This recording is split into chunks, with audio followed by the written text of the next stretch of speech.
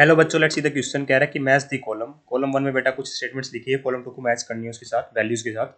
Column one में कहता है कि the limit of pH value buffer solution. तो बेटा पीएच क्या होता है मेरा, मैं एक भी मान लेता हूँ, एसिडिक बफर मान लेता हूँ मैं। PK plus minus, sorry plus minus लिख दिया मैंने। यहाँ पे लिखो, पहले एक्सप्रेशन तो लिखो, पहले एंडरसन इक्वेशन के अकॉर्डिंग में लिख रहा हूँ बेटा मैं एसिडिक बफर का एक्सप्रेशन। तो ये होता है बेटा मेरा log of concentration of salt bye acid, concentration of salt bye acid. तो देखिए बेटा, जो लिमिट है पीएच वैल्यू की बफर सॉल्यूशन कितनी होगी, ये हो जाएगी बेटा मेरी। देखिए इसकी वैल्यू कहाँ से कहाँ तक लाई कर सकती है। एक्चुअली में जो पीएच की वैल्यू है ना, पीके के साथ प्लस माइनस वन तक लाई करती है बेटा। एक्चुअली में जब दोनों कंसंट्रेशन बराबर हो जाएगी, ठीक है, तो log वन क्या होता है मेरा, जीरो हो जाता है। पर जब कंसंट्रेशन ऑफ सोल्ट बेटा मेरी 10 हो जाए कंपेयर टू एसिड, तो क्या आएगा बेटा, log 10 आ जाएगा, log 1 हो जाएगा। और कंसंट्रेशन ऑफ एसिड अगर 10 टाइम हो जाए कंसंट्रेशन ऑफ सोल्ट के कंपेरिजन में, तो ये क्या आ जाएगा, माइनस log 10 आ जाएगा, -1 हो जाएगा। ठीक है, तो ये रेंज लाई कर रही होती है बेटा। तो पीके प्लस -1 होगा, तो ए का क्या आएगा बेटा मेरा, एस आएगा। ए का क्या आएगा, एस आएगा। तो यहाँ लिख रखा है बेटा, यहाँ लिख रखा है, और यहाँ इनकरेक्ट हो गया बेटा। फिर कहते हैं कंसंट्रेशन ऑफ H3O पॉजिटिव बताओ 0.001 मोलर BOH का होल ट्वाइस में। तो BOH का होल ट्वाइस है बेटा, ठीक है। तो ये कैसे डिसोसिएट होता है बेटा मेरा, ये डिसोसिएट होता है मेरा Ba2 positive plus 2OH negative की फॉर्म में। ठीक है, ये है ना, ये बेस है बेटा।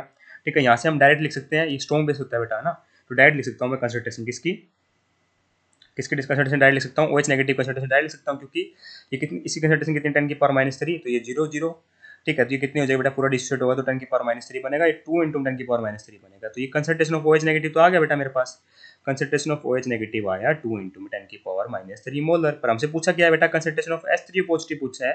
तो मैं आपको बता दो बेटा, concentration of H positive into में कंसंट्रेशन ऑफ OH नेगेटिव 10⁻14 होता है ना, एट रूम टेम्परेचर। ये बात हमें पता होनी चाहिए। तो कंसंट्रेशन ऑफ H पॉजिटिव कितना आ जाएगा बेटा, यहाँ से आ जाएगा 10⁻14 divide by concentration of OH negative, that is 2 × 10⁻3, which is equal to 0.5 into में 10 की पावर, क्या लिख सकता हूँ बेटा मैं डायरेक्ट यहाँ पर, 0.5 इंटू 10 की power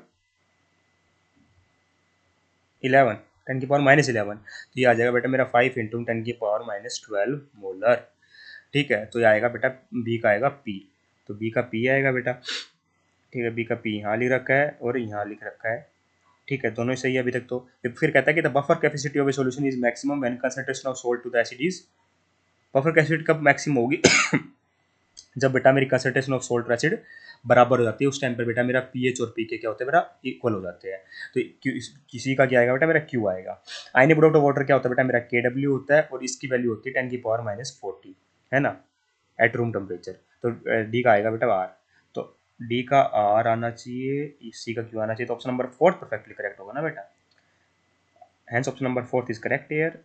I hope you understand the answer. Thank you so much.